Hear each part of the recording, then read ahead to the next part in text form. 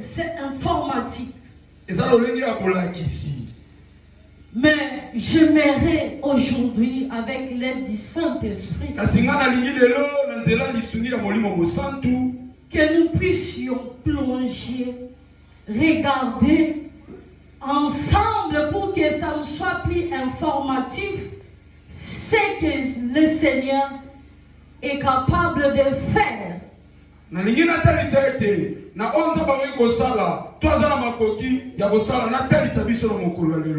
Mais que ça soit acquis ou ça devient actif dans nos vies.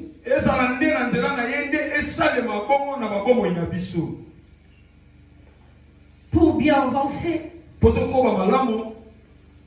nous allons essayer de comprendre. Demeurer, c'est quoi? Ça signifie quoi demeurer? Qu'est-ce qu'on entend par le mot demeurer? Demeurer en hébreu, c'est yashab. Qui signifie rester, s'asseoir, habiter. S'asseoir, rester posé. Avoir une habitation. Rester, demeurer, avoir son habitation. Donc le mot demeurer nous parle d'une habitation.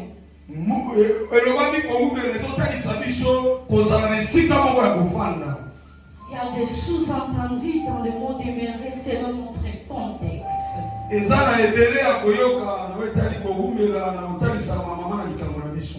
Il y a la stabilité. Avoir un lien fixe. De se positionner. C'est pour cela. Dans le psaume, on nous dit celui qui demeure, celui qui est stable, celui qui fixe sa demeure sous l'abri du Très-Haut, repose à l'ombre du Tout-Puissant.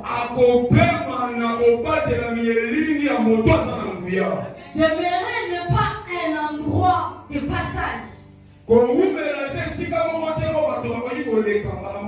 Demeurer, c'est là où on se fixe.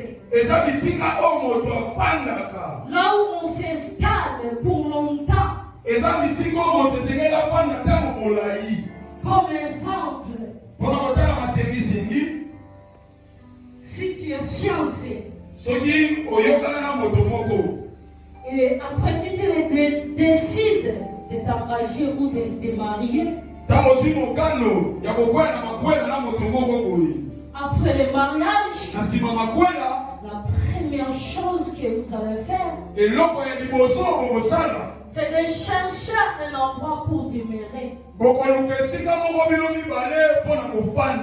tu vas t'installer pour établir ta vie de couple.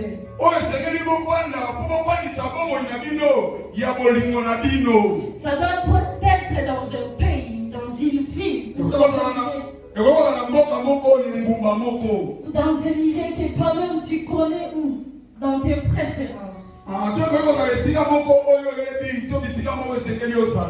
Mais partout où tu vas t'installer,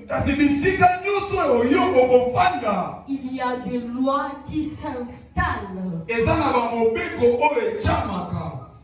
Pour dire, tu ne peux pas aller prendre toutes tes histoires et t'installer sur la voie publique.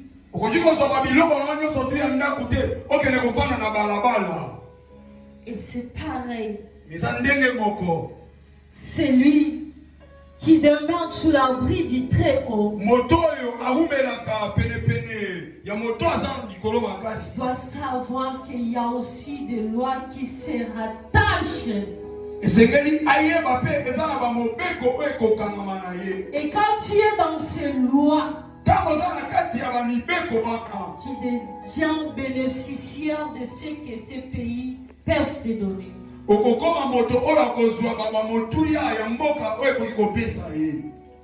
Si quelqu'un nous invite ou nous reçoit chez lui, c'est à cette personne d'assurer notre protection. C'est à la personne de nous diriger, de nous orienter, de nous informer comment ça se passe chez nous.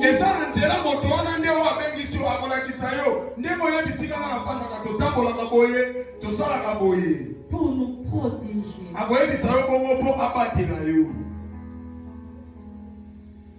Et pour que la personne te protège, il faut obéir.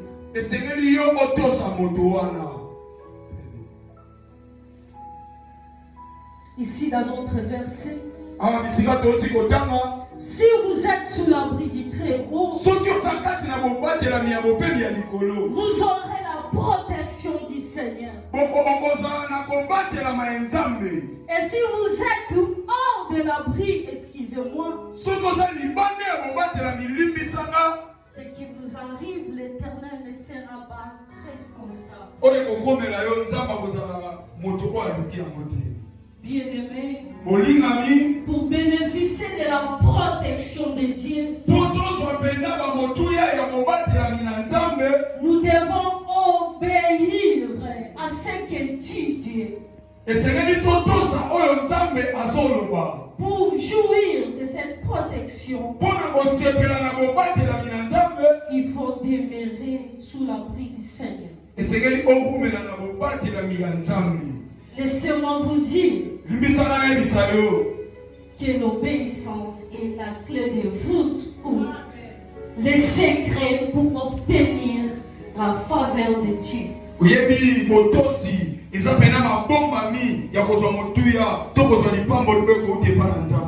Et si on n'obéit pas,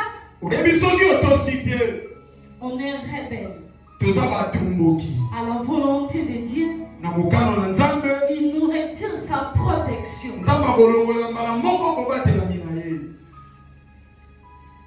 Pour tous les chrétiens, notre désir est de demeurer sous l'abri du Très-Haut. Mais si notre désir est maintenant ailleurs, on s'éloigne de Dieu. On s'éloigne, on les tourne le dos. Et là, il n'y a plus de protection. Je me pose tant de questions. Je me suis dit, mais la nature nous enseigne beaucoup.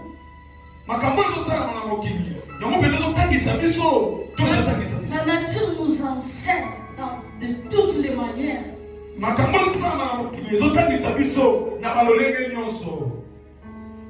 Et beaucoup de gens commencent à avoir le désir des choses banales. Des choses qui n'honorent pas Dieu.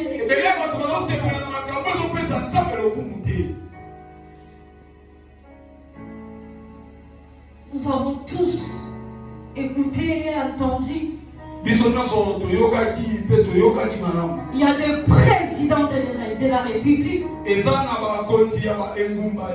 malgré leur sécurité, malgré des gardes que nous avons écoutés, ils étaient assassinés. Pour dire la protection de ce monde n'est que veille.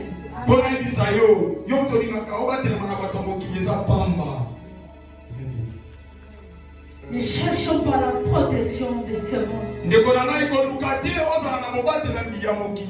C'est inutile. C'est un passe-temps. Nous avons donné notre amour et notre désir sur des choses qui sont que passagers. Oui, mais ton père s'est pédé à ma poste à la mission. Tout ça, c'est pédé à ma cambo et qu'on les canango. Il y a une sœur. Ça n'a pas moment à moi aussi. J'ai eu à parler avec elle. Un jour, on les avait reçus chez nous. Parce qu'elle n'avait nulle part où aller. Et arrivant le soir, je dormais. Et quand je suis sortie dehors, ça faisait déjà 20 ans, je crois. Elle pleurait tellement. Elle pleurait de tout son corps. Je me suis approché d'elle pour savoir qu'est-ce qui se passe. Et je commençais à demander, elle ne pouvait même pas me parler. Parce qu'elle était tellement abattue. Et après, je lui ai dit, est-ce qu'il y a quelqu'un ici chez nous qui a dit quelque chose qui t'a un peu dérangé? Et là, après, elle a dit, non, c'est pas vous le problème. Ah oui, c'est moi le problème. Laisse-moi pleurer. Je suis en train de pleurer parce que je suis en train de voir que je fais des choses qui ont détruit. Si je suis si chez vous aujourd'hui, c'est ma faute. Dans le passé, ce que je fais, je ne suis même pas. Je ne suis pas fier.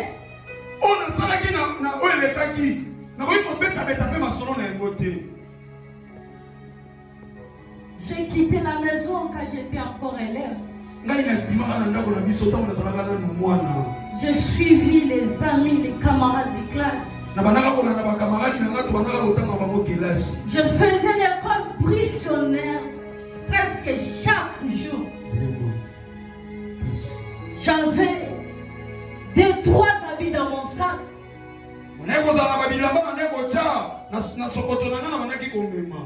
Et après on sortait.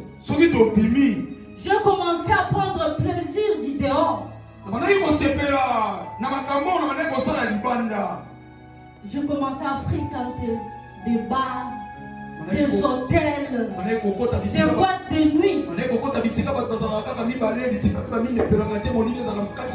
J'ai arrêté l'école. Et j'étais qu'avec ma grand-mère. Parce que je suis orpheline de père et de mère. Et quand nous sommes arrivés dehors, on a commencé maintenant à envier. On a commencé à prendre plaisir de ce qu'on voyait dehors. On s'est laissé emporter. J'avais même plus l'envie de rentrer chez moi. Nous avons commencé à louer quelque part. Et après, qu'est-ce qui est arrivé? Tellement qu'on enviait les autres.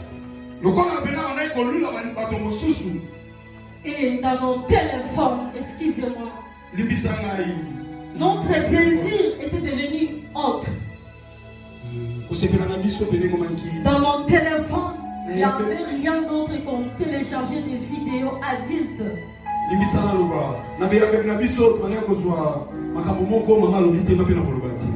Quand on a commencé à les visionner, nous avons commencé à prendre plaisir, désir.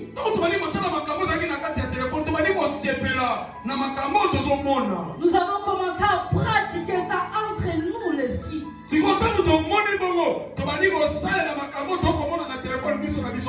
Et après, tellement que le désir était devenu un peu fort, ils sont sortis dehors pour sortir pratiquer ça avec les hommes aussi.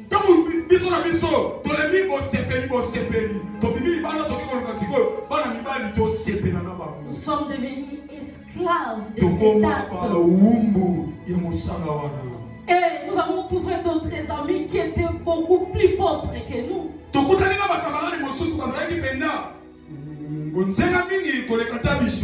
Et nous avons demandé s'il y a moyen qu'on puisse se rassembler avec eux. Et dans leur côté, ils ont dit, mais vous êtes nus. Vous n'avez même pas de protection. Avant qu'on puisse s'associer, vous devez être protégés. Et aussi, ils ont accepté. Un bon matin, ils sont partis à Selembao. Et là, il y avait une dame qui a commencé à les purifier selon la dame. Et il y avait des actes qu'elle posait. Et la dame leur a donné des fils pour mettre sur leurs hanches. Et après cela, elles ont commencé à voir des hommes de toutes catégories. Qui avaient beaucoup d'argent. Des hommes distingués de ce monde. Et elle m'a même dit, si je te rencontre des choses que je fais, des personnes avec qui moi je suis sorti,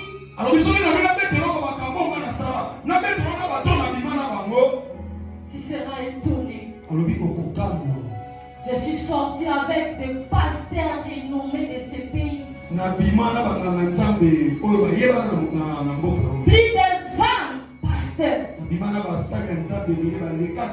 Des hommes politiques. Si je parle des hommes, c'est des hommes infiliants. Que ce soit des pasteurs et des hommes politiques infiliants. Mais regarde-moi aujourd'hui. Quelle vie je mène. Malgré la protection que j'ai. Mais regarde, j'ai maintenant un enfant malade. Je souffre tellement. Je souffre. Je lui ai demandé, et alors la dame, elle est où? Elle a commencé à pleurer. Elle a dit, elle est morte. Pour nous dire quoi? C'est pas important de chercher des protections dans ce monde. Ces gens-là peuvent mourir. Ils peuvent nous abandonner. Il y a un moment, ces gens-là sont fatigués, ils dorment. Mais pourquoi nous sommes toujours fixés sur ces choses? Et pourtant nous avons un Dieu capable. Nous avons un Dieu qui ne dort pas.